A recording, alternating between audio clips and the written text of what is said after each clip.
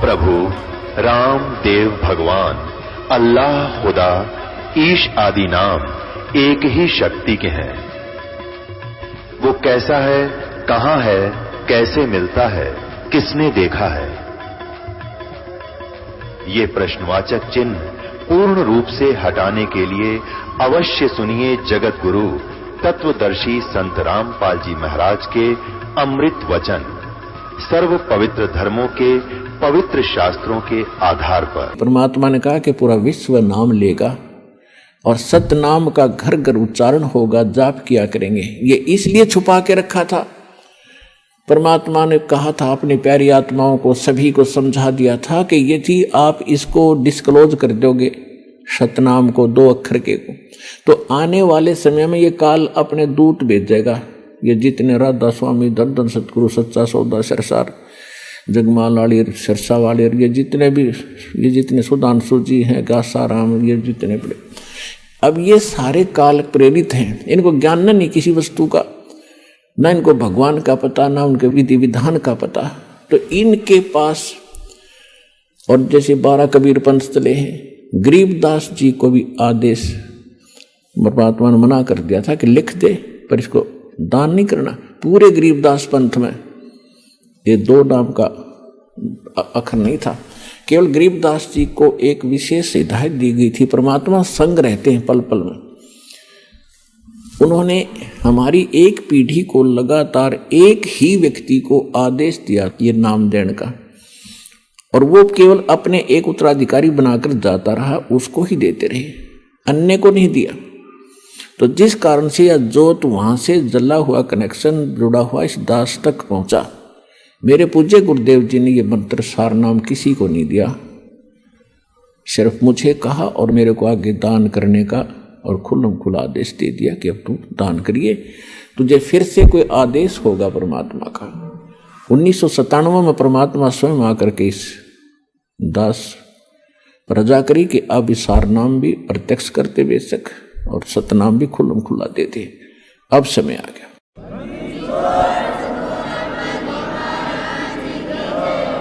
तो पुण्यात्माओं, ये इतना सीक्रेट था, पूरे सिख समाज में इसकी भनक नहीं। सतनाम क्या है, सभी गुण गाते हैं, वाहेगुरु सतनाम, वाहेगुरु सतनाम, वाहेगुरु सतनाम। ना सतनाम का पता, क्योंकि नानक साहिब जी सतनाम का जाप करते थे 2 अक्षर के मंत्र का, लेकिन आगे नहीं दिया उन्होंने, क्योंकि वो पक्के भगत थे। उनको मालूम था कि बहुत बड़ी हानि हो जाएगी जब काल के दूतों का यथार्थ ज्ञान और यथार्थ भक्ति मंत्र हाथ लग गया था। जिस कारण से आज दास आपको भिन्नता बता रहा है, सारा ज्ञान समझा रहा है, प्रमाण दिखा रहा है, और अन्य संत क्या मंत्र देते हैं वो भी बता रहा है, और यहाँ आने वाले भक्त भी बताते हैं कि वो उन्होंने ये मंत्र हमें दान किए, जो किसी भी संत या किसी ग्रंथ में प्रमाणित नहीं है। उनको कहते हैं मनमाना आचरण। शास्त्र विधि त्याग कर अपनी मर्जी से की जाने वाली साधनाएं व्यर्थ होती हैं, वो फिजूल की होती हैं, जिस कारण से उनको लाभ नहीं हो रहा था। अब जो प्रसंग चल रहा है हम उसी पर आते हैं। अब स्वामी रामानंद जी परमात्मा की प्रत्येक बात को हृदय में तो महसूस कर रहे हैं कि बोल तो सारी सच्ची रही। तो परमेश्वर ने कहा कि आप साधना क्या करते हो, इष्ट यानी विष्णु जी की उपासना में आप क्या क्या साधना करते हो। स्वामी रामानंद जी ने बताया कि ओम नमो भगवते वासुदेवाय और सहस्रनामा विष्णु जी का, हरे कृष्ण हरे राम राधे राधे श्याम मिला दे, और एकादशी का व्रत भी रखता हूं। परमात्मा ने कहा कि जो मंत्र आप जाप करते हो ये वेद में या गीता में प्रमाणित है कहीं पर। गीता जो है श्रीमद् भगवत गीता 4 वेदों का निष्कर्ष है। वेदों में और गीता जो वेद और गीता जो है ये गॉड गिवन स्पिरिचुअल नॉलेज है, परमात्मा का दिया हुआ अध्यात्म ज्ञान है। और पुराण महाभारत आदि जो सुख सागर हैं ये किसी ऋषि और ब्रह्मा जी का ज्ञान आगे ऋषियों को प्राप्त हुआ, उन ऋषियों ने अपनी सोच, अपना अनुभव उसमें मिक्स करके अलग अलग उसको 18 भागों में बांट लिया। तो ये ज्ञान गॉड गिवन नहीं है, ये ऋषियों का अपना अनुभव है। यदि ये अनुभव और ये पुराणों वाला ज्ञान वेदों और गीता से नहीं मिलता तो यूजलेस है। जो शास्त्र विधि, जो भक्ति विधि, ज्ञान और चीज होती है। पुराणों में जो ज्ञान है वो तो उन सत्र का है कि उसने ऐसा किया, उसने ऐसा किया, उसके इतने पुत्र थे, वो ऋषि था, वो राजा था, ये इस तरह के ज्ञान है। और जहाँ भक्ति और के मंत्र हैं, भक्ति की साधना की विधि है, तो वो किसी ऋषि विशेष की है। यदि वेदों और गीता से नहीं मिलती तो वो इनकम्प्लीट है, अधूरी है, मनमाना आचरण है। तो परमात्मा ने कहा कि गीता अध्याय नंबर 8 के श्लोक नंबर 13 में एक मंत्र है, ओम इति एकाक्षरम ब्रह्म व्यवहारण माम अनुसमरण ये परियाति तजन देहम से याति परमाम गतिम। गीता ज्ञान दाता श्री कृष्ण नहीं है। श्री कृष्ण के अंदर वो ब्रह्म बोल रहा है, ब्रह्म। अब ब्रह्म कौन है? क्योंकि पुण्यात्मा आप तो एक सीधे से बालक हो, स्टूडेंट हो, और जिन टीचरों के पास आप पढ़ कर आए हो उनको कह का नहीं पता था, सिर पैर नहीं बता रखा भक्ति का। गीता अध्याय नंबर 15 के श्लोक नंबर 1 में बताया है कि उल्टा लटका हुआ संसार रूपी वृक्ष जानो, जिसकी ऊपर को जड़ है वो तो परम अक्षर ब्रह्म है, परम देव पुरुष है, जो सबके आधार हैं, सबके पालन करता। क्योंकि पूरे वृक्ष को जड़ से ही, मूल से आहार प्राप्त होता है, उसकी खुराक मिलती है, जिससे वो प्रफुल्लित होता है। तो ऊपर को जड़ है वो तो पूर्ण परमात्मा है, और नीचे को शाखा है। और जो संत इस उल्टे लटके हुए संसार रूपी वृक्ष के सभी विभाग बता देता है, स वेदविद। तो ये 600 वर्ष पहले परमात्मा ने स्वयं ये लीला की थी, एक सतगुरु की, एक तत्वदर्शी संत की। उन्होंने 600 वर्ष पहले कहा था अक्षर पुरुष एक पेड़ है, सरपुरुष वा की डार। सरपुरुष कहते हैं ज्योत निरंजन काल को, ब्रह्म को। अक्षर पुरुष कहो या अक्षर ब्रह्म कहो, सरपुरुष कहो, सर ब्रह्म कहो, तो अक्षर पुरुष एक पेड़ है, सरपुरुष यानी ज्योत निरंजन वा की डार, और तीनों देवा, रजगुण ब्रह्मा, सतगुण विष्णु, तमगुण शिव जी, तीनों देवा शाखा है, और फिर पात रूप संसार। अब मूल कौन है? वो जड़ कौन है?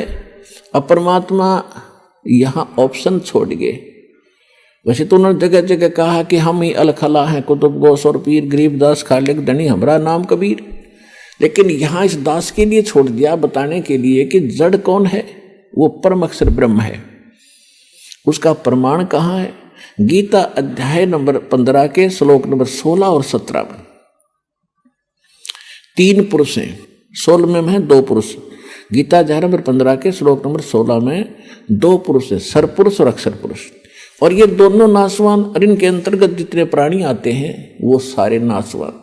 जीवात्मा तो किसी की भी नहीं मरती, हो तो विषय अलग है। तो सरपुरुष कौन है? अक्षर पुरुष कौन है? सरपुरुष ये ज्योत स्वरूपी निरंजन ब्रह्म है, जो ब्रह्मा विष्णु महेश का पिता है, दुर्गा का पति है। सरपुरुष की जो है केवल 21 ब्रह्मांड है, 21। और इसके बाद जो अक्षर पुरुष है, सरपुरुष के यानी ब्रह्म के 21 ब्रह्मांड है, और अक्षर पुरुष जो है उसके 7 शंख ब्रह्मांड है।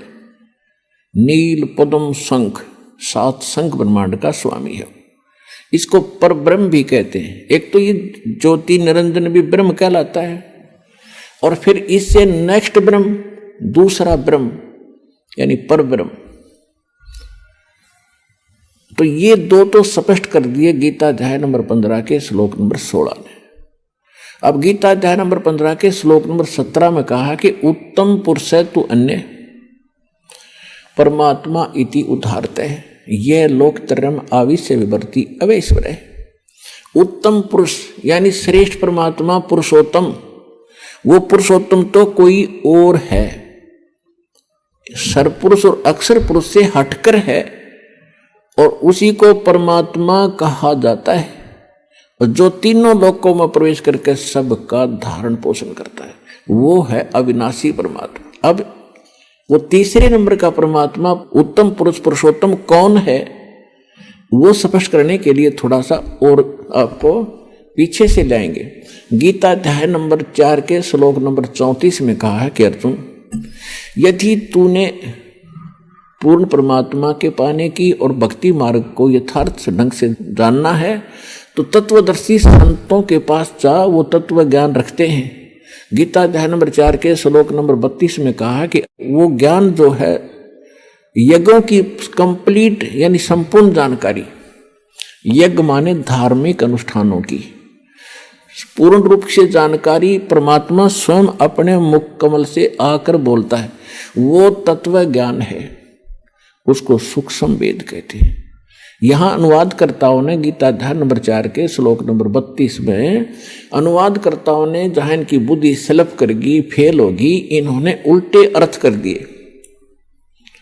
यहां ब्रह्मणे मुखे शब्द है चौथे अध्याय के 32वें श्लोक में, ब्रह्मणे मुखे मूल पाठ में इन्होंने ब्रह्मणे का अर्थ यहां कर दिया वेद की वाणी में। और गीता अध्याय नंबर 17 के श्लोक नंबर 23 में ये ब्रह्मणे शब्द है, ओम तत्सत इति निर्देश ब्रह्मणे त्रिविध समर्थ है। उसमें लिखा है कि ब्रह्मणे माने सच्चिदानंद घन ब्रह्म यानी पूर्ण परमात्मा के पाने के लिए 3 मंत्र के जाप का निर्देश है, ओम तत्सत। ये 3 पुरुष हैं, 3 भगवान हैं, 3 ब्रह्म हैं। एक सरपुरुष कहो, इसको सरब्रह्म कहो, दूसरा अक्षर पुरुष कहो, इसको अक्षर ब्रह्म कहो, और तीसरा, अब तीसरे को क्लियर करने दास जा रहा है। तो यहां 3 मंत्र हैं, ओम तत्सत। ओम तो ब्रह्म का, और तत् ये परब्रह्म का, अक्षर पुरुष का, और सत है ये तीसरे परमात्मा का जो उत्तम पुरुष है तो अन्य, उस परमात्मा का मंत्र है। ये कोड वर्ड है, तत् और सत ये सांकेतिक है, ओम सीधा डिक्लेयर है तो पहले से सार्वजनिक है। तो 3 पुरुष हैं। गीता अध्याय नंबर 17 के श्लोक नंबर 23 में उनके 3 मंत्र हैं, तीनों के जाप हैं, उससे कंप्लीट कोर्स बनता है मोक्ष का। अब गीता अध्याय नंबर 4 के श्लोक नंबर 32 और 34 का सारांश है। गीता ज्ञानदाता कहता है कि वो परमात्मा मंत्र है, तीनों के जाप है, उससे कंप्लीट कोर्स बनता है मोक्ष का। अब गीता अध्याय नंबर 4 के श्लोक नंबर 32 और 34 का सारांश है। गीता ज्ञानदाता कहता है कि वो परमात्मा स्वयं अपने मुख कमल से यहाँ आकर अपने मुख कमल से जो ज्ञान देता है वो कंप्लीट स्पिरिचुअल नॉलेज है, वो पूर्ण अध्यात्म ज्ञान है, और उसके अंदर यज्ञों की यानी धार्मिक अनुष्ठानों की जानकारी विस्तार से कही गई है। वो तत्व ज्ञान है जो भगवान स्वयं आकर बोलता है। वो ज्ञान अब तुझे तत्वदर्शी संतों के पास मिलेगा। चौथे अध्याय के 34वें श्लोक में कहा कि उनसे पूछ ले। तो कहता मैं भी इससे परिचित नहीं हूं। अब 7वें अध्याय के 29वें श्लोक में गीता ज्ञानदाता कहता है कि अर्जुन, जो मेरे इस ज्ञान को आश्रय कर लेगा, तत्वदर्शी संत खोज लेता है, उसको तत्वदर्शी संत मिल जाते हैं जो पूर्ण परमात्मा की यथार्थ भक्ति और ज्ञान जानते हैं। उसके पश्चात उनकी क्या स्थिति होती है कि जरा मरण मोक्षाय यतन्ति ते, जरा मरण मोक्षाय यतन्ति ये ते ब्रह्म तत्विदु कर्षणम अध्यात्म कर्म च अखिलम।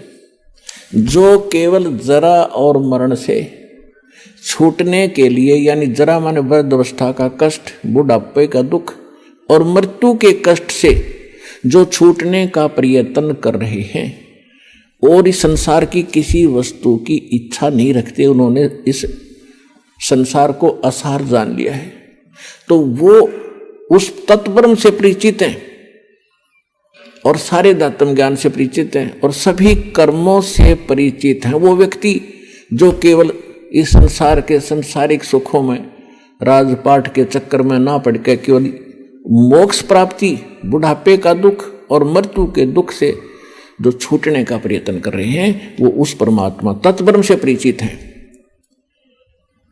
अब 8वें अध्याय के प्रथम मंत्र में अर्जुन ने पूछा, तो किम तत्ब्रह्म किम अध्यात्म किम कर्म पुरुषोत्तम। अब कृष्ण जी को पुरुषोत्तम मान रहा था अर्जुन, जैसे हम श्री कृष्ण और विष्णु जी को सुप्रीम पावर मान रहे थे, इसी बुद्धि का सत्र अर्जुन का था, यही पाठ वो पढ़ रहा था। तो उस समय गीता ज्ञानदाता कहता है, श्री कृष्ण में बोल रहा है, ये काल भगवान ब्रह्म ये कह रहा है 8वें अध्याय के 3 मंत्र में उत्तर दिया अर्जुन के प्रथम मंत्र का प्रश्न का, कि वो परम अक्षर ब्रह्म है। कौन है वो परम अक्षर ब्रह्म? जिसके जानने के बाद उस तत्वदर्शी संत की प्राप्ति के उपरांत जो उसको समझ जाते हैं, वो केवल यहाँ के संसारिक सुखों के अतिरिक्त से हटकर केवल मोक्ष की ही कामना करते हैं, वो परम अक्षर ब्रह्म है। अब हम आते हैं 8वें अध्याय के 5 और 7 मंत्र में। गीता ज्ञानदाता कहता, अर्जुन मेरी भक्ति करेगा तो मुझे प्राप्त होगा, युद्ध भी कर, मेरा मंत्र है ओम नाम का बता दिया 8वें अध्याय के 13वें श्लोक में। ओम इति एकाक्षरम ब्रह्म व्यवहारण माम अनुसमरण ये प्रयाति तजंदे हम से याति परमाम गति। मुझ ब्रह्म का केवल एक ओम मंत्र है, इसकी जो आखिरी सांस तक भक्ति करता रहेगा तो मेरे वाले ओम नाम से मिलने वाली जो राहत है वो मिलेगी तुझे, इतनी गति तेरी हो जाएगी। लेकिन युद्ध करना पड़ेगा, युद्ध भी कर, मेरा सेवन भी कर। 8वें अध्याय के 5 और 7 श्लोक में अपने आत्मा जहां युद्ध करना है वह शांति कहा। गीता अध्याय नंबर 18 के श्लोक नंबर 62 में कहा कि उस परमेश्वर की शरण में जा तो सर्वभाव से, उसकी कृपा से ही तो परम शांति को और सनातन परम धाम को प्राप्त होगा। गीता ज्ञानदाता अपने आप बताता है 2 अध्याय के 12वें श्लोक में, 4 अध्याय के 5 और 9 श्लोक में, 10वें अध्याय के 2 श्लोक में कि अर्जुन तेरे और मेरे बहुत जन्म हो लिए, तू नहीं जानता मैं जानता। इससे सीधा कि जन्म मृत्यु श्री कृष्ण में बोल रहा है, जो भगवान तुम श्री कृष्ण ही मान रहे हो स्वामी जी, तो श्री कृष्ण जी भी जन्म मृत्यु में कहता है। गीता ज्ञानदाता स्वयं कहता मेरी जन्म मृत्यु होती है। तो जब तक जन्म मृत्यु है तो शांति कहाँ? गीता अध्याय नंबर 15 के श्लोक नंबर 4 में कहा कि तत्वदर्शी संत की प्राप्ति के उपरांत परमेश्वर के उस परम पद की खोज करनी चाहिए, जहां जाने के बाद साधक फिर लौटकर कभी संसार में नहीं आते, उनकी कभी जन्म मृत्यु नहीं होती। और केवल उस परमात्मा की भक्ति करो और सब त्याग दो जिसने सब ब्रह्मांडों की रचना की है। अब गीता ज्ञानदाता तो कह रहा स्वामी जी कि किसी और परमात्मा है, उसकी साधना करने से जन्म मृत्यु कभी नहीं होती, और आप स्वयं स्वीकार कर रहे हो कि मैं स्वर्ग जाऊंगा फिर पता नहीं कहाँ जन्म होगा। तो ये खाक साधना है। फिर क्या समझा आपने सदग्रंथों को, क्या समझा आपने श्रीमद् भगवत गीता को? अब 5 वर्ष का बालक ऐसा मुंह तोड़ जवाब दे रहा है 104 साल के ब्राह्मण को। अहंकार अभिमान इस जीव का सबसे बड़ा दुश्मन है। लेकिन साधु संत भक्त से कहीं भी जन्मे हो, चाहे वो राजा हो या रंक, उनमें तड़फ न्यारी होती है। समय आने पर वो सब त्याग देते हैं जिनके शुभ लक्षण होते हैं, जिनके शुभ संस्कार अधिक होते हैं। अब स्वामी जी सुन रहे हैं, अंदर कलेजा छिल रहा है, ऊपर से ब्राह्मण बने बैठे हैं। अभी अब परमात्मा आगे बता रहे हैं।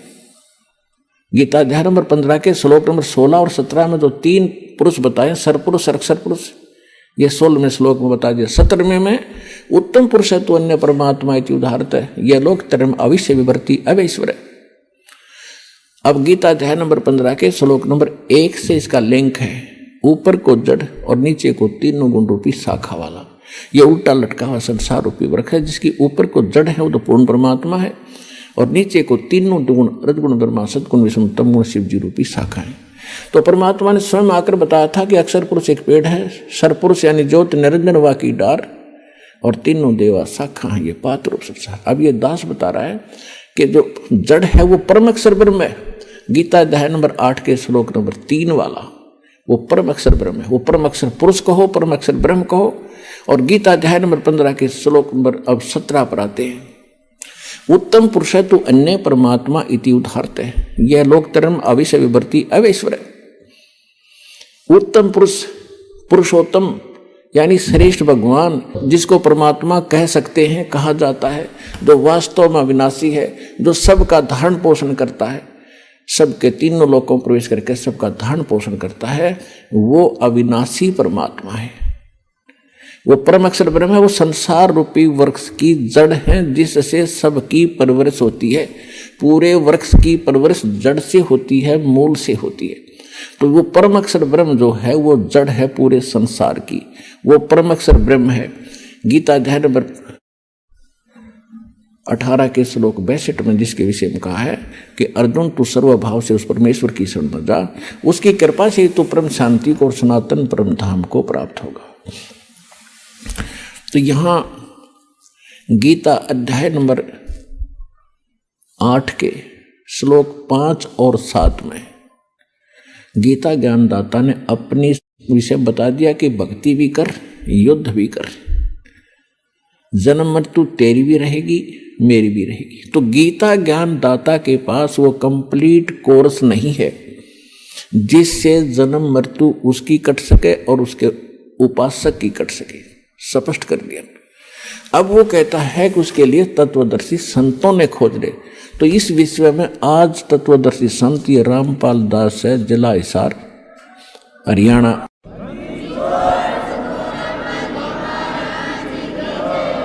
अब किसी का भ्रम ना रहना चाहिए। देखो, एक 1000 का नोट है, उस पर लिखा है कि मैं धारक को 1000 रुपये देने का वायदा करता हूं। दास पे लिखा नहीं है, दास बोल सकता है कि मैं उपासक को सर्व सुख और पूरा कंप्लीट मोक्ष देने का वायदा करता हूं जब नियम में रहोगे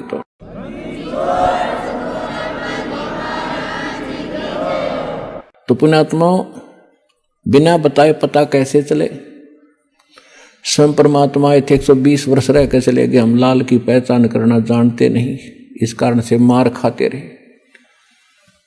और एक तो कहना होता है, विद प्रूफ प्रूव करूंगा कि इस विषय में किसी के पास ज्ञान नहीं, किसी के पास समाधान नहीं, और कबीर जैसा भगवान नहीं, और इस परमात्मा के दास को जो प्राप्त है कबीर परमात्मा का दिया हुआ ऐसा कोई ज्ञान नहीं।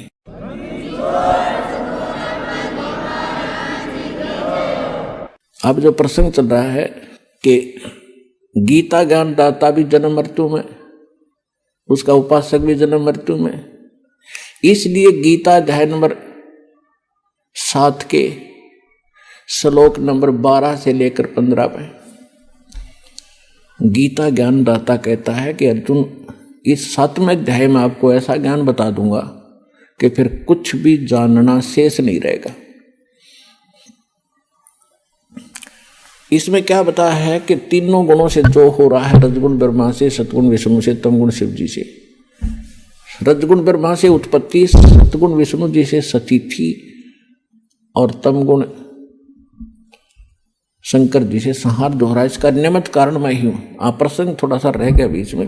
गीता अध्याय नंबर 8 के श्लोक नंबर 5 और 7 में गीता ज्ञानदाता ने अपनी साधना बता दी और अपनी परिस्थिति बता दी सारी, कि मुझे प्राप्त होगा, ओम नाम का जाप करेगा, युद्ध तो करना पड़ेगा।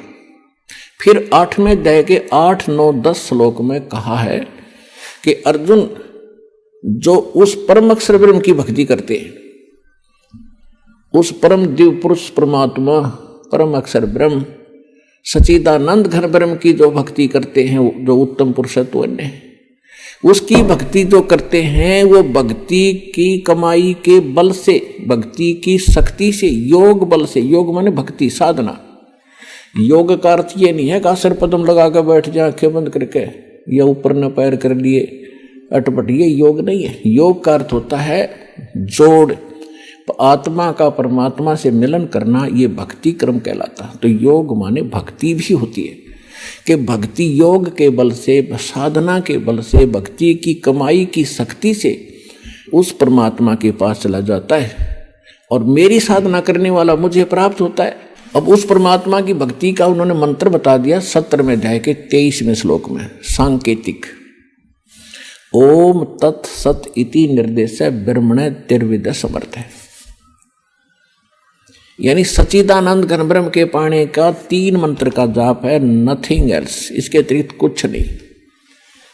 ओम ब्रह्म का, सरपुरुष का। अब फिर आइए गीता अध्याय नंबर 15 के श्लोक नंबर 16 और 17 पे। इसमें 3 पुरुष हैं, एक सरपुरुष, एक अक्षर पुरुष और तीसरा जो आपको सिद्ध कर दिया 8वें अध्याय के तीसरे श्लोक से, परम अक्षर ब्रह्म कहो, परम अक्षर पुरुष कहो।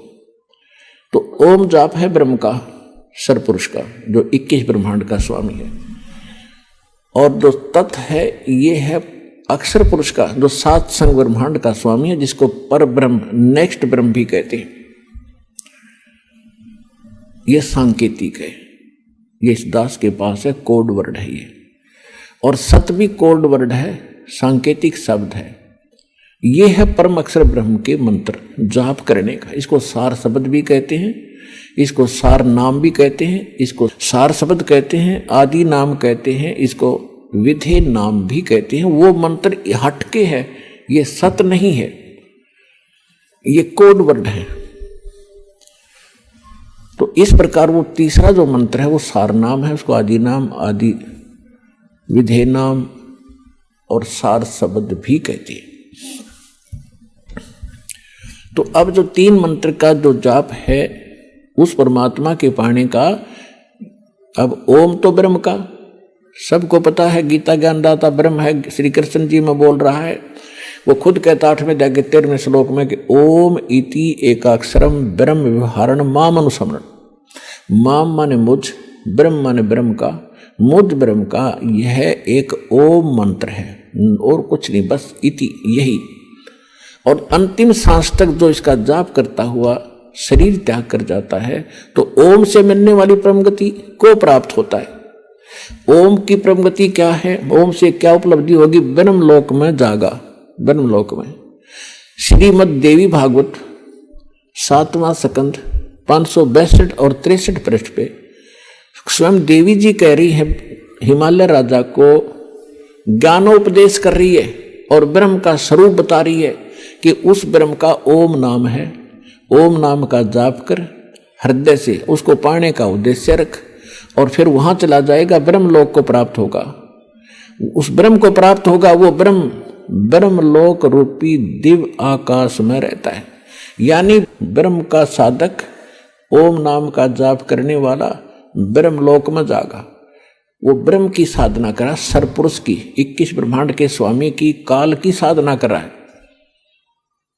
गीता अध्याय नंबर 8 के श्लोक नंबर 16 में कहा है कि ब्रह्मलोक में गए हुए प्राणी भी पुनरावृत्ति में उनकी जन्म मृत्यु सदा बनी रहेगी। वो ये स्पष्ट कर ही चुका है कि अर्जुन तेरे और मेरे बहुत जन्म हो चुके, तू नहीं जानता, मैं जानता हूं। अपन आत्माओं, अब आम वर्द हो गए, आम पढ़न लग गए, जब हमारी एज के तकरीबन शिक्षित हैं, और नहीं तो आजकल अक्षर ज्ञान वैसे भी करा दिया बुड्ढों को सरकार ने प्रौढ़ शिक्षा के माध्यम से। और आज 90% बल्कि 95% बच्चे इंटेलिजेंट हो चुके हैं। अब दास आपको ये सदग्रंथ पढ़ा रहा है, आप समझने योग्य बनाए भगवान ने पहले, और फिर ये ऐसे इंस्ट्रूमेंट दिए, टीवी चैनल परमात्मा ने बनवाए, इंटरनेट बनवाया, प्रोजेक्टर बनवाए, और ये इलेक्ट्रॉनिक मीडिया मालिक ने दिया। अभी तक तो ये मीडिया वाले इसका दुरुपयोग कर रहे हैं भगवान की दी हुई वस्तु का। ये सारा दिन अटपट दिखावें, गंदी फिल्म दिखावें, झूठी साची खबर फैलावें, और जब इनकी बुद्धि ठिकाना आवेगी, जब इनको झटके देगा मालिक, तो जनता जागेगी। सुबह उठते हैं बकवास दिखावें टीवी में, सामने सो जा बकवास देखें, राम नाम का कि तो जिक्र नहीं। ये संसार बिगाड़ दिया, सभ्यता खराब कर दी इन्होंने। तो अब धीरे धीरे लोग उन पर प्रेशर देंगे, बकवास बंद करो और बढ़िया बात भगवान की चलाओ, बच्चों का भी भविष्य उज्जवल हो और हमें भी चैन की सांस आवे। एक तो राम नाम की कथा सुने, सुबह उठते हैं किसी टीवी चैनल पे और सुनते हैं तीन अन्य नकलियों की अटपट बक बक, उस सिर ना पैर उनका, ना को परमात्मा की कथा, परमात्मा की वाणी सुन ले तो हृदय में कसक होती है। ये सारा दिन अटपट करे, सैकड़ों संत, सैकड़ों चैनल बना दिए। तो जब तक आत्मा को उसका असली आहार नहीं मिलेगा या उठ नहीं सकती, उभर नहीं सकती, और वो उभारने का तरीका परमात्मा की वो वाणी सूक्ष्म वेद वाली इसको मिले और वो उस वाणी का फिर बोलने वाला अधिकारी हो। आम व्यक्ति भी इस वाणी ने सुनाए जा उसका असर नहीं हो सकता। उदाहरण के लिए जैसे एक राजा था, उसकी रानी धार्मिक थी, गुरु बना रखा था, उसने पता था गुरु बिन मोक्ष नहीं होता, पिछले संस्कार थे। राजा इस बात का विरोधी था कि गुरु बनाने की क्या आवश्यकता, भक्ति घर पे भी कर सकते हैं, गुरु से उपदेश लेना क्या जरूरी है। लेकिन वो अपनी पत्नी को विवश नहीं कर सकता था, कुछ धार्मिकता उसके अंदर भी शेष थी। तो उसने एक दिन अपनी पत्नी से कहा कि मैं आपके गुरुजी से 2 बात करूंगा, मेरे प्रश्न का उत्तर देगा वो। उसकी पत्नी ने कहा कि सभ्यता से बात करिए, मेरे गुरुजी से आपको सब उत्तर देंगे। उसके साथ उनके आश्रम में चले गए अपनी पत्नी के साथ। अब राजा ने जाति प्रश्न किया कि महाराज, आप जो जनता को भ्रमित कर रहे हो कि गुरु नाम दे तभी बात बने, राम राम तक घर बैठ के भी कर ले, कोई कर ले, इसमें क्या दिक्कत आती है। आप लोगों ने तो अपनी रोजी का जीविका बना रखी है दुनिया को भ्रमित करके। अपने आत्माओं, परमात्मा जगह जगह आते रहते हैं, अपनी प्यारी आत्माओं को समझाते रहे हैं। कहीं भी जाकर वो किसी साधु संत के रूप में कुछ दिन रहते थे, फिर चले जाते थे। वहाँ जो पुण्य आत्मा होती थी वो आ जाती थी, उनसे आशीर्वाद से धर्म पुण्य करवा कर उनको चार्ज कर जाते थे। इस समय के लिए वो भक्ति को जीवित रखना चाहते थे। तो परमात्मा यानी उस संत जी ने कहा कि राजन, एक विस्तार के साथ आपको बताना पड़ेगा। अब 2 शब्दों में इसका उत्तर मैं दे नहीं सकता, और मुझे और भी बहुत भगत बैठे, इनसे मिलना है। मैं कभी आपके घर आऊँगा तब इसका उत्तर दूंगा। राजा ने सोचा, और अच्छा वहाँ आराम से इसका मगज चाटूंगा, वहाँ जाएगा तो अच्छी बात है, ठीक है जी। समय बता दिया कि उस दिन आऊँगा, तीसरे दिन, और इस समय आऊँगा। अब राजा इंतजार कर रहा था, और रास्ते में पहरेदारों उन जो खड़े थे सैनिक अंगरक्षक, उनको बोल दिया था कि साधु आएंगे, उनको आने देना, रोकना नहीं। स्वयं सिंहासन पर विराजमान होकर बैठा था, सामने आसपास मंत्री खड़े थे, सैनिक अंगरक्षक खड़े थे राजा के। अब ज्यों ही संत जी वहां राजा के पास पहुंचे, वहां सैनिक खड़े थे, सिपाही खड़े थे। उन सिपाहियों से संत ने कहा कि इसे अरेस्ट कर लो, इसको गिरफ्तार करो। किसको? राजा को। राजा की तरफ संकेत कर रहा था कि सैनिकों, इसे गिरफ्तार करो। एक बार कहा, राजा ने सोचा वैसे मजाक कर रहे हैं। दूसरी बार सीरियसली कहा तो राजा ने सोचा ये तो भी बकवाद कर रहा है। तो राजा ने कहा कि सैनिकों, इसको अरेस्ट करो। इतना ही कहा था, सैनिकों ने, सिपाहियों ने उस महात्मा को चारों तरफ से जकड़ लिया। अगले आदेश की इंतजार कर रहे थे कि इसका क्या करें। तब संत जी ने कहा कि महाराज, आप राजन आए अतिथि का, साधु संत का सत्कार किया करते हैं, कैसे बेइज्जती किया करते हैं। तो राजा ने कहा कि आप बात ही कुछ ऐसी कर रहे हो तो ऐसे व्यक्ति को क्या सत्कार दिया जाए, आप क्या बकवास कर रहे हो। संत जी ने कहा, मैं आपके उस प्रश्न का उत्तर दे रहा हूं जो आपने परसों पूछा था मेरे आश्रम में जाके, कि गुरु जी की क्या आवश्यकता है, भक्ति तो हम खुद भी कर सकते हैं। राजा बोला, ये खाक उत्तर दिया, तो आप तो मेरी गद्दी पर कब्जा करना चाहते हो कि तेरी गद्दी को तो मैं थूकूं भी को नहीं। पर बात सुनने में जो बात बताना चाहता था कि जैसे आज आपके वर्ड में पावर है, आपके शब्द में शक्ति है। मैंने वही शब्द बोला कि इसे अरेस्ट करो, गिरफ्तार करो, ये सैनिक टस से मस नहीं हुए, और आपने वही शब्द बोले इसे गिरफ्तार करो, इन्होंने 1 सेकंड की देर नहीं करी, तुरंत गति में आगे। इसी प्रकार संत की शब्द में शक्ति होती है। जो वचन, वाणी, सत्संग वो करेंगे उससे तुरंत असर होता है। उसको आम आदमी बकता रहो, उसे कोई असर नहीं होगा। और यही कारण रहा कि आज तक इन महापुरुषों की वाणी ग्रंथ बनाकर भी लोग जाप करते रहे, इसका पाठ भी करते रहे। कबीर साहिब के कबीर सागर से मूल पाठ बनाकर संध्या सुबह दोपहर शाम करते रहे। उनसे असर नहीं हुआ, क्योंकि वो अधिकारी इसके मुख से नहीं प्राप्त था, आदेश नहीं था। तो अब इस दास को परमात्मा ने भेजा है आपके लिए अधिकारी बना के, और complete in all respect course दे के, और अब आपका पूरे विश्व का कल्याण हो सकता है जब शरण में आके भक्ति करोगे।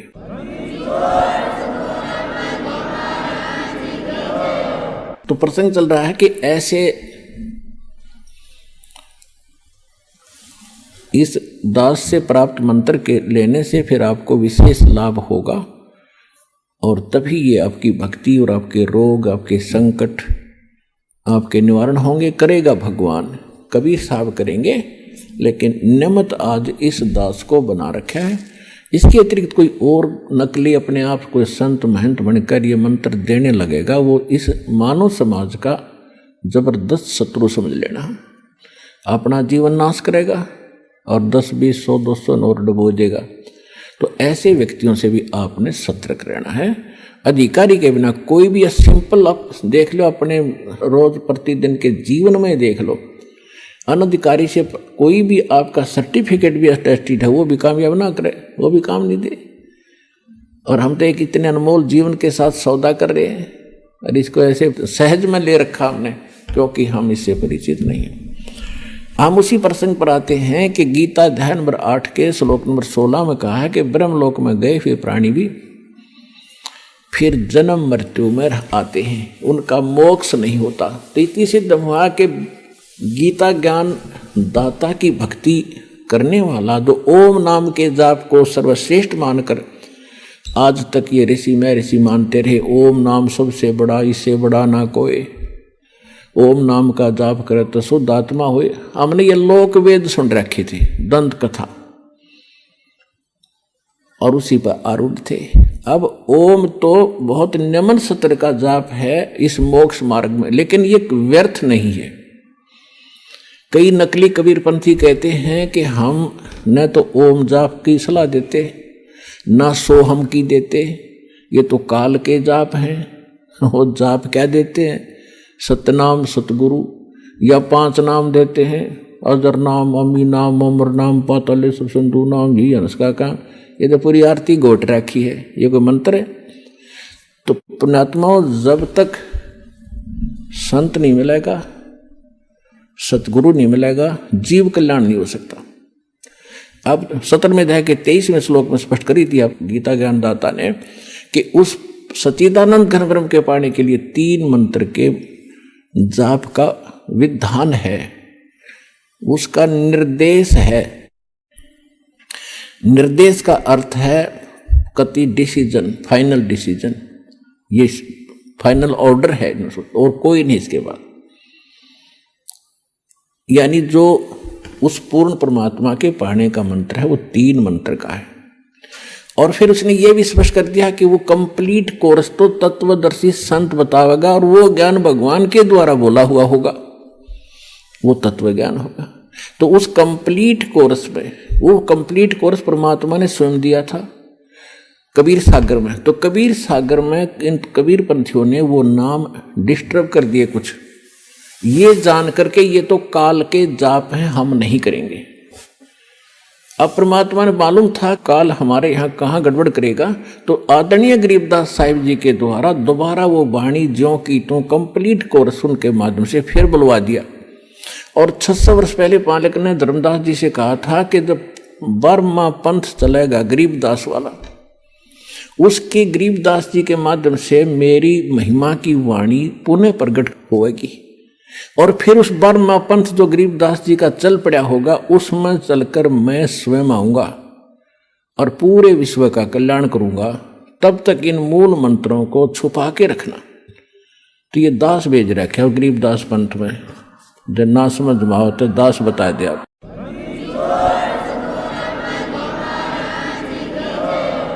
तो अब उस परमात्मा ने वो कंप्लीट कोर्स दे रखा। प्रथम आपको 7 मंत्र दिए जाते हैं। पहले मालिक ने ये 5 नाम दिए थे। आदरणीय धर्मदास जी को भी तो कंप्लीट कोर्स दे दिया था और उसको प्रतिबंध लगा दिया था, धर्मदास मेरी लाख दुआई, ये मूल ज्ञान और ये सारे मंत्र ये किताब बाहर ना जाए, अपने वंशजों को भी ना बताना। धर्मदास परमात्मा ने यहां तक कह दिया था, अपने बच्चों को भी ना बताना, ना मेरा मिशन फेल हो जाएगा, मेरे बच्चे पार नहीं होंगे, काल के जाल में भयंकर यातनाएं भोगते रहेंगे। जब धर्मदास जी को चिंता बनी,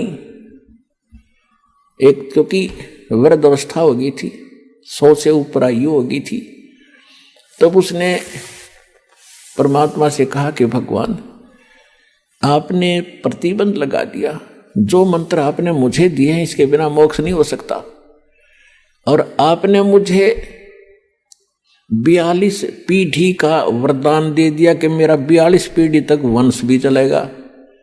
तो परमात्मा मेरे वाले वंश के बच्चे कैसे पार होंगे? मुझे ये चिंता खाए जा रही है, ना मरा जा रहा है, ना मैं जी पा रहा हूं, अब क्या करूं? परमात्मा ने देखा कि ये बात बिगाड़ेगा और वृद्ध अवस्था में दिमाग स्लिप हो जाता है, ममता घनी बढ़ा कर परिवार में। तो परमात्मा ने कहा कि धर्मदास समझ मेरी बात को सुन, देखो अभी ये मंत्र डिस्क्लोज कर दिया तो पूरे इरकाल के दूतों का हाथ लग जाएंगे, और समय वो अभी आया नहीं है कि सारा संसार समझ सके मेरे को, और ये बात बिगड़ जाएगी।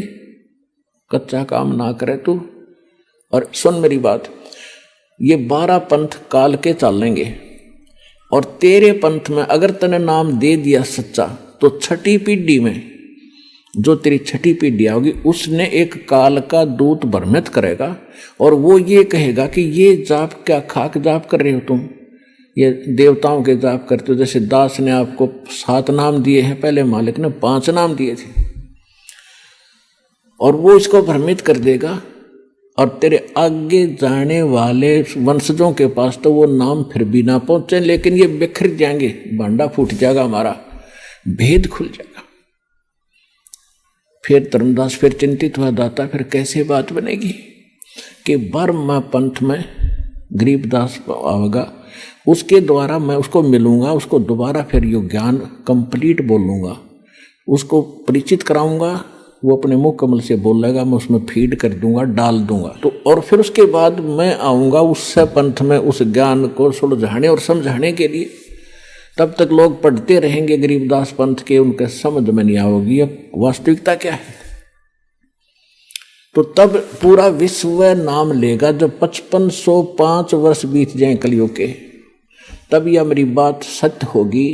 तब तक ये लोग न सोचेंगे वैसे निराधार बातें कबीर सागर में लिख रखी। तो उस समय सारा संसार नाम लेगा, पूरा विश्व पार करेगा। मेरे सब बच्चे हिंदू मुस्लिम सिख ईसाई ये सब मेरे बच्चे हैं। काल ने इन्हें विभाजित कर दिया, आपस में लड़ा लड़ा कर मार रहा है। मैं इन सब को फिर एक करूँगा, ऐसा ज्ञान दूंगा प्रमाणित। धर्मदास तू चिंता ना करे, जब सारा संसार पार होगा तेरे 42 वंश भी पार हो जाएंगे।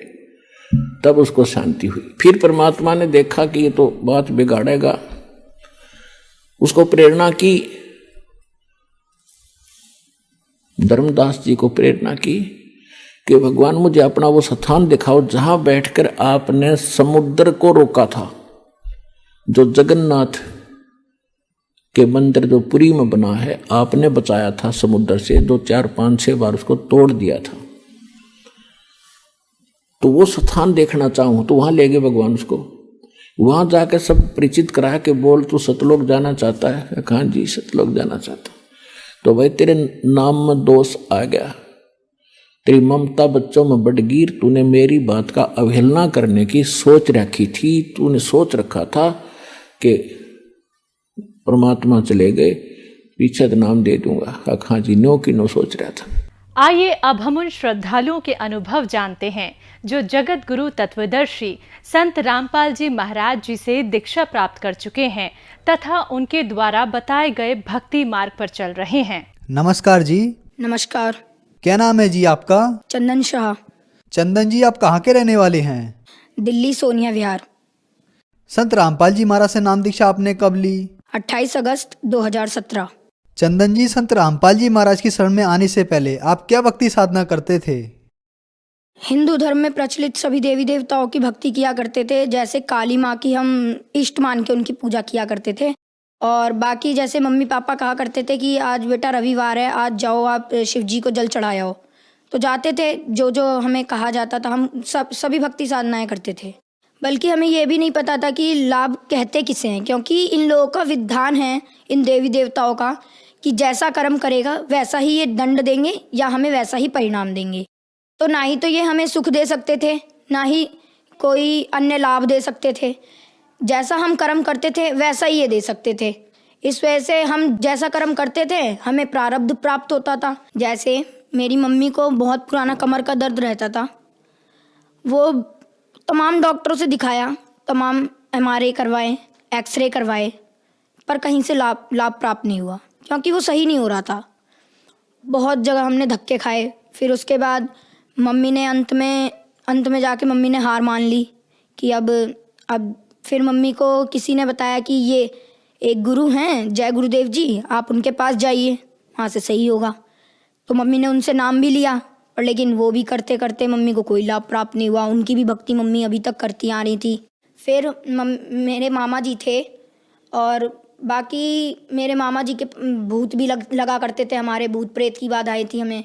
हमारे घर में काफ़ी भूत प्रेत की बाधाएं थी, जिनसे हमारे घर में हमारे नाना जी ख़त्म हो गए, दादाजी, ऐसे करते करते हमारे सारे बुज़ुर्ग ख़त्म होते जा रहे थे।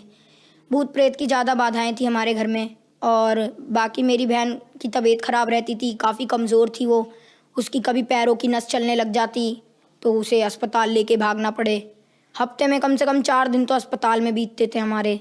बाकी मेरी भी तबीयत ख़राब रहती थी। मुझे अचानक से फीवर होता था और पता नहीं कब वो बढ़ जाता था, हाई लेवल पे हो जाता था। और संत रामपाल जी महाराज से जुड़ने से पहले मुझे टाइफाइड हो गया। टाइफाइड जो हुआ तो फिर मेरे को हाई लेवल का टाइफाइड हो गया।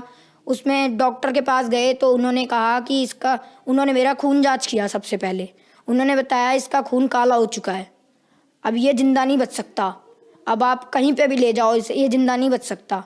हमें काली माँ की भक्ति करते हुए हमें कोई लाभ नहीं मिले। हमने उन्हें इष्ट रूप में पूजा, हमें कोई लाभ नहीं हुए, बल्कि हमें दिन प्रतिदिन नुकसान होती रहती थी। हमारी आर्थिक तंगी थी, काफ़ी फाइनेंशियल प्रॉब्लम थी हमारे घर में। तो जगत गुरु तत्वदर्शी संत रामपाल जी महाराज से जुड़ने से पहले हम जितनी भी भक्ति साधनाएं करते थे उनसे हमें कोई लाभ प्राप्त नहीं हुए। तो फिर इन सब परेशानियों के बीच आपको संत रामपाल जी महाराज की जानकारी कहाँ से मिली? हाँ, हमारे मामा जी आए थे हमारे घर पे, तो उन्होंने हमें ज्ञान गंगा पुस्तक दी। तो मेरे अंदर ललक आ गई कि अब ये ज्ञान गंगा पुस्तक है, इसे पढ़ना चाहिए, अच्छी ज्ञान की पुस्तक है। तो मामा ने कहा कि इसे ज़रूर पढ़ना। तो मैंने उसे 3 महीने में पढ़ी, और उसके बाद मैंने ज्ञान समझ के सदगुरु संत रामपाल जी महाराज के पास पहले मैंने अपनी मम्मी को भेजा कि मम्मी आप जाओ, नाम लेकर आओ, अगर आपको कुछ लाभ मिलता है तो मैं भी आपके साथ जुड़ जाऊंगा। तो फिर मम्मी ने वहाँ से नाम दीक्षा ली। तो मम्मी आई तो मम्मी के कमर का दर्द एकदम छूमंतर हो गया, जैसे ऐसा लग रहा था कि वो दर्द था ही नहीं उनके। और फिर मैंने सोचा कि जब मम्मी के सही हो गया तो मुझे भी सही हो जाएगा। फिर मैंने मम्मी से कहा मम्मी बस आप मेरे को नाम दिला दो। मेरे रीढ़ की हड्डी में उस समय बहुत दर्द रहता था, टाइफाइड की वजह से भूख नहीं लगती थी मुझे, तो रीढ़ की हड्डी में ज़्यादा पेन रहता था मेरे। मैं बेड पे पड़ा रहता था। और फिर जिस दिन नाम लेने जाना था 28 अगस्त को 2017 में, तो मैं उस दिन 5 किलोमीटर साइकिल अकेले चला के लोनी तक गया था। आप मानेंगे नहीं, मेरी तबीयत इतनी ख़राब थी, फिर भी मैं संत रामपाल जी महाराज से मैंने कहा अगर आप भगवान हों तो आप मेरे को अपने पास सही सलामत लेकर अपने पास तक पहुंचा दो, मैं आपसे ज़रूर नाम दीक्षा लूँगा। और फिर जब मैं वहाँ तक गया मेरे कमर का दर्द बिल्कुल ख़त्म हो गया नाम लेने से पहले। तो ऐसे करके हमने वहाँ पे सदगुरु रामपाल जी महाराज से नाम दीक्षा ले ली। चंदन, हमने सुना है कि संत रामपाल जी महाराज से नाम दीक्षा लेने के बाद श्रद्धालुओं को बहुत सारे लाभ प्राप्त होते हैं, तो क्या संत रामपाल जी महाराज से नाम दीक्षा लेने के बाद आपको भी कोई लाभ प्राप्त हुए? जी हाँ सर, हमें लाभ प्राप्त हुए। हमें सबसे पहले तो आध्यात्मिक ज्ञान पता लगा। हमें ये पता लगा कि आखिर सच्ची भक्ति क्या है, उसकी विधि क्या है। शास्त्र अनुकूल भक्ति प्राप्त हुई संत रामपाल जी महाराज से। उसके बाद हमें शारीरिक सुख भी मिले, आर्थिक सुख भी मिले। जैसे कि मम्मी के कमर का दर्द सही हुआ, बहुत पुराना दर्द। मैं भी अस्पताल में ही रहता था। हफ्ते के 4 दिन हमें अस्पताल दौड़ना पड़ता था, कैसे भी, किसी भी कारण, किसी को कुछ हो जाता था, किसी को कुछ हो जाता था। तो हमारे उन सब चीज़ों में फ़र्क आया। फिर हमने संत रामपाल जी महाराज से जब नाम लिया, उसके 15 दिन बाद हमारे घर में ऐसा माहौल बनने लग गया कि जैसे अब सुख ही सुख थे हमारे घर में, क्योंकि अब कलेश रहता नहीं था ज़्यादा, क्योंकि परमात्मा का ज्ञान सबको मिल गया था। इस वजह से ज़्यादा कलेश नहीं रहता था। पापा को काफ़ी ज़्यादा टेंशन रहती थी पहले, तो अब वो भी नहीं रहती थी। टेंशन इस बात की थी क्योंकि पापा के ऊपर कर्जा काफ़ी चढ़ गया था। तो अब संत रामपाल जी महाराज से जुड़ने के बाद पापा का कर्जा धीरे धीरे उतरता जा रहा है। और बाकी मेरी बहन जो तबीयत खराब रहती थी उसकी वो काफ़ी कमज़ोर थी हमारे घर में सबसे ज़्यादा। जैसे मेरे को टाइफाइड हुआ था ना, उनसे पहले उन्हें चिकनगुनिया हो गया था, तो वो एडमिट थी अस्पताल में। हम संत रामपाल जी महाराज से इसी बीच जुड़ गए। तो हमने कह दिया कि आप डॉक्टर को कि आप इन्हें डिस्चार्ज करो, अब जो करेंगे हमारे संत रामपाल जी महाराज सही कर देंगे। एक रात में भगत जी आप मानेंगे नहीं, मेरी बहन सवेरे उठी, हमें उसे हर जगह ले जाना पड़ता था, कहीं पे भी जाती थी तो उसकी तबीयत इतनी ख़राब थी, चल नहीं पाती थी। सवेरे उठी और उसने खुद ही गई बाथरूम में, उसने मुँह धोया, आई और खाना भी उसने खुद ही खाया। हमें खिलाना पड़ता था, बेड पे ले जाना पड़ता था उसे खाना खिलाने के लिए, पर लेकिन वो खुद उठ के आई और उसने खुद खाना खाया। और उस दिन के बाद आज तक है हमारे घर में किसी ने भी एक टैबलेट तक नहीं खाई है किसी भी बीमारी की, वो सही हो जाती है अपने आप। और बाकी अन्य लाभ ये हुआ, परमात्मा ने मुझे दर्शन दिए सदगुरु रामपाल जी महाराज ने, और वो मुझे सतलोक लेकर गए 12 अप्रैल सन 2018 में। मेरे को वो सतलोक लेकर गए परमात्मा। सतलोक में भी मेरे को विश्वास तो नहीं हो रहा था, पर लेकिन मैं उस दिन 8 बजे मेरी आंख लग गई। मैं सोया और फिर उसके बाद मेरे को काल के दर्शन हुए। मैं काफ़ी डर गया। मैं 10 बजे उठा, 10 साढ़े 10 के करीब उठा मैं, और फिर उसके बाद मेरे को नींद नहीं आई 1:30 बजे तक, क्योंकि मैं काफ़ी डर गया था। मैं सतनाम का जाप करता रहा। मेरे को फरवरी में मिल गया था सतनाम का जाप, 25 फरवरी को, और मैं सतनाम का जाप करता रहा 1:30 बजे रात तक, करता रहा। ऐसे करते करते 1:30 बजे मेरे को अपने आप नींद आ गई। उसके बाद जगत गुरु तत्वदर्शी संत रामपाल जी महाराज ने मुझे दर्शन दिए। उनके मतलब उन्होंने जब दर्शन दिए तो उनके शरीर के आगे पीछे रोशनी सी चल रही थी, चक्कर सा था।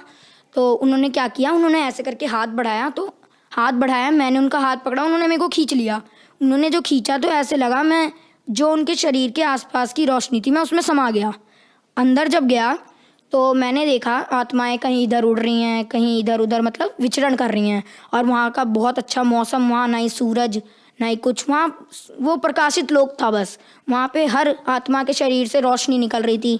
फिर मेरे को अंदाज़ा लग गया कि ये परमात्मा मेरे को सतलोक लेकर आए हैं।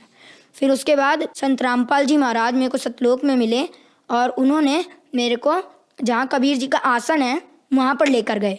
वहाँ पर एक बहुत से बड़े गोमज में बीच में परमात्मा जैसे राजा होता है वैसे बैठे हुए थे सिंहासन पे, और उसके बगल में दरबारियों की तरह, जैसे हमारे संत गरीबदास जी महाराज, संत रामपाल जी महाराज, ये सब वहाँ पे अन्य रूप बना के बैठे हुए थे। रामदेवानंद जी महाराज, चितानंद जी महाराज, जितने भी गुरु हमारे गुरु जी से पहले हुए, संत रामपाल जी महाराज से पहले, वो सब दरबारी की तरह बैठे हुए थे वहाँ पे। मैंने कबीर जी को दंडवत प्रणाम किया। उतने में वहाँ पे एक आत्मा आई, तो कबीर जी ने कहा कि इन्हें ये नए मेहमान हैं, इन्हें सतलोक घुमा दो। तो फिर उन्होंने मेरे को एक यान दिया। यान के अंदर हम जा रहे थे, हम दोनों, वो आत्मा भी थी मेरे साथ, वो लेकर जा रही थी। तो एक पहाड़ था, पहाड़ के बीच से वो मुझे निकाल रही थी। मतलब 2 पहाड़ थे, उनके बीच में बिल्कुल गैप नहीं था कि हमारा यान निकल सके। तो मैंने कहा कि आप मुझे मत निकालो, मैं मर जाऊँगा, क्योंकि यहाँ गैप नहीं है, अब इतनी सी जगह में हम कैसे निकलेंगे। तो उन्होंने कहा बेटा यहाँ की कोई भी वस्तु नाशवान नहीं है, ये अमर लोक है, अविनाशी लोक है। तो फिर इतना कहते ही पहाड़ के बीच से हम निकल गए। और जब मैंने आंखें मींच ली, मैं काफ़ी डर गया था। फिर मैंने जब आंखें खोली तो हम पहाड़ को पार कर चुके थे और मुझे कुछ भी नहीं हुआ था। तो फिर उन्होंने मेरे को ऐसे करते करते मेरे को उन्होंने एक वहाँ पे दूध की नदी बहती है वहाँ पे लेकर गए। तो मैं उसे, वो आत्मा तो पी रही थी पर लेकिन मैं पी नहीं पा रहा था उसको। फिर संत रामपाल जी महाराज वहाँ पे दर्शन दिए उन्होंने मेरे को। संत रामपाल जी महाराज के रूप में कबीर जी आए थे वहाँ पे, उन्होंने मेरे को दर्शन दिए और उन्होंने मेरे को फिर अपने हाथों से दूध पिलाया। बहुत अच्छा लगा मेरे को, बहुत अच्छी फीलिंग आई वहाँ पे। मैंने कभी सोचा भी नहीं था कि संत रामपाल जी महाराज इतनी ऊंची शक्ति के हैं। और उन्होंने मेरे को वहाँ पे पूरा सतलोक घुमाया। जैसे धीरे धीरे करके वो मेरे को लेकर गए, उन्होंने कहा बेटा देखो ये जगह है, ये जगह है, और यहाँ पे इस फलदार वृक्ष थे, वहाँ पे काजू किशमिश लगे रहते थे। तो मेरे को बीच में भूख लग गई। मैंने कहा संत रामपाल जी महाराज गुरुजी को, गुरुजी मुझे भूख लग रही है। तो उन्होंने क्या किया कि उन्होंने एक हाथ यूँ किया और एक हाथ इधर किया, तो इसमें एक कटोरी आई, उसके अंदर खीर भरा हुआ था, और इधर पानी का एक गिलास आया, और मैंने उसे खा लिया। फिर मेरा पेट भी भर गया।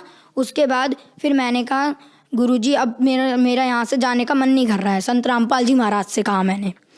तो उन्होंने कहा बेटा देखो तुम यहाँ से जब गए थे तो तुम भक्ति युक्त थे, तुमने अपना कर्म बिगाड़ लिए, तुम्हें जाना नहीं चाहिए था यहाँ से, तुम चले गए, तुम भक्ति युक्त थे। तो अब जब तुम आओगे ना यहाँ पे तो भक्ति युक्त ही आओगे, ऐसे मैं तुम्हें ला नहीं सकता यहाँ पे। जब तक तुम्हारे अंदर भक्ति नहीं होगी, दृढ़ता नहीं होगी मेरे प्रति, मैं तुम्हें नहीं ला सकता यहाँ पे, तुम यहाँ रह नहीं सकते। तुम्हें उस लोक में जाना पड़ेगा, सेवा करनी पड़ेगी, भक्ति करनी पड़ेगी, दृढ़ होके सार नाम लेना पड़ेगा, जब तुम यहाँ आ सकते हो, और यहाँ पे जब ही तुम रह सकते हो, वरना मैं तुम्हें यहाँ नहीं रख सकता। तो उन्होंने मैं उस दिन 1:30 बजे सोया था रात में, और सुबह 9 बजे उठा। ये तो नॉर्मल सी बात है कि किसी दिन ज़्यादा नींद आ गई तो मैं सो गया, तो मेरे घर में किसी ने उतनी टेंशन भी नहीं ली। तो मैं जब आया मेरे को गुरुजी ने वहाँ छोड़ दिया कि जाओ अब तुम नीचे जाओ, भक्ति करना। मैं नीचे आया, मैंने मम्मी को ये सब बताया, तो फिर मम्मी कह रही कि ऐसा हो नहीं सकता। तो फिर मम्मी ने उसी समय, मैंने कहा मम्मी आप दंडवत करो, अगर मेरी बात सच है ना तो आपको गुरुजी दंडवत करते समय मेरी बात महसूस करा देंगे। उनको दंडवत किया मेरी मम्मी ने, संत रामपाल जी महाराज को। फिर संत रामपाल जी महाराज ने, उन्हें पता नहीं क्या उनके अंदर से फीलिंग आई कि उन्होंने कहा कि बेटा तू जो भी बोल रहा है तू सच बोल रहा है, मुझे पता लग गया अब।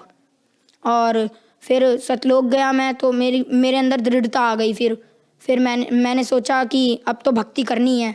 फिर मैंने जम के भक्ति की, और आज भी मैं भक्ति कर रहा हूँ संत रामपाल जी महाराज से जुड़ के, और हमें अनेकों लाभ होते हैं। जैसे कि एक बार मेरे पापा सेल्समैन का काम करते हैं, टॉफ़ी चॉकलेट की सेल करते हैं दुकानों पे।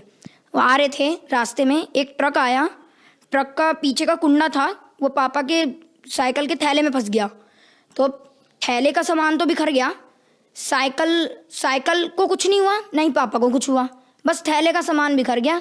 और उतने में वो ट्रक वाला आदमी बाहर आया, और उस ट्रक वाले आदमी ने कहा कि आपको जितने भी पैसे चाहिए हो आप मुझसे ले लो, पर लेकिन मुझे छोड़ दो। पर फिर पापा ने कहा कि हमारे गुरुजी संत रामपाल जी महाराज का नियम है, हम आपसे फजूल पैसे नहीं ले सकते, कोई बात नहीं, आप देखने आए हमको यही बहुत है, वरना कोई और तो देखने भी नहीं आता। तो फिर वहाँ से परमात्मा ने पापा की जान बचाई।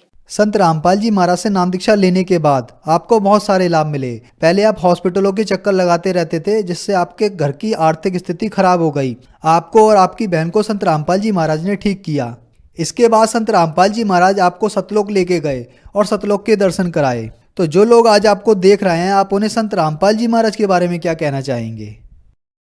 देखिए, मैं संत रामपाल जी महाराज के बारे में जितना कह सके उतना ही कम है, क्योंकि ये एक परमात्मा के स्वरूप हैं और ये कलयुग में उतरे हैं हमारे मुक्तिदाता के रूप में। ये राइट टाइम है, आप आइए, भक्ति कीजिए और पार हो जाइए। मैं संदेश तो दे नहीं सकता, पर लेकिन मेरी रिक्वेस्ट है आप सभी से, ऑल सिटीजन से, कि आप आइए। ये राइट वे ऑफ वर्शिप देते हैं संत रामपाल जी महाराज, सबसे अच्छा तरीका वर्शिप का, और प्रमाणित भक्ति देते हैं विद प्रूफ। हर चीज़ को वो प्रूफ के साथ बताते हैं। तो आप आइए, संत रामपाल जी महाराज से नाम दीक्षा लीजिए और अपना कल्याण करवाइए। चंदन, संत रामपाल जी महाराज से नाम दीक्षा कैसे ले सकते हैं? संत रामपाल जी महाराज से दीक्षा लेना काफ़ी आसान है। जैसे कि संत रामपाल जी महाराज के विभिन्न चैनलों पे सत्संग चलते हैं, उसके नीचे एक पट्टी चलती है, उस पर सतलोक आश्रम के कॉन्टैक्ट नंबर्स आते हैं। उनमें आप कांटेक्ट करके उन भक्तों से अपना नज़दीकी नामदान केंद्र का पता जान सकते हैं। धन्यवाद। धन्यवाद।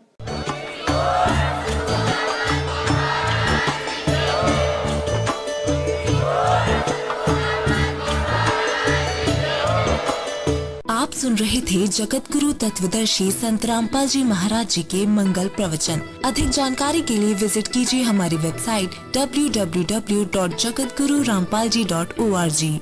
संत रामपाल जी महाराज जी के शुभ आशीर्वाद से पूरे विश्व भर में 500 से भी ज्यादा नाम दीक्षा केंद्र हैं, जिन पर संत रामपाल जी महाराज जी द्वारा ऑनलाइन निशुल्क नाम दीक्षा दी जा रही है। अपने नजदीकी नाम दीक्षा केंद्र का पता करने के लिए संपर्क करें 8222880541।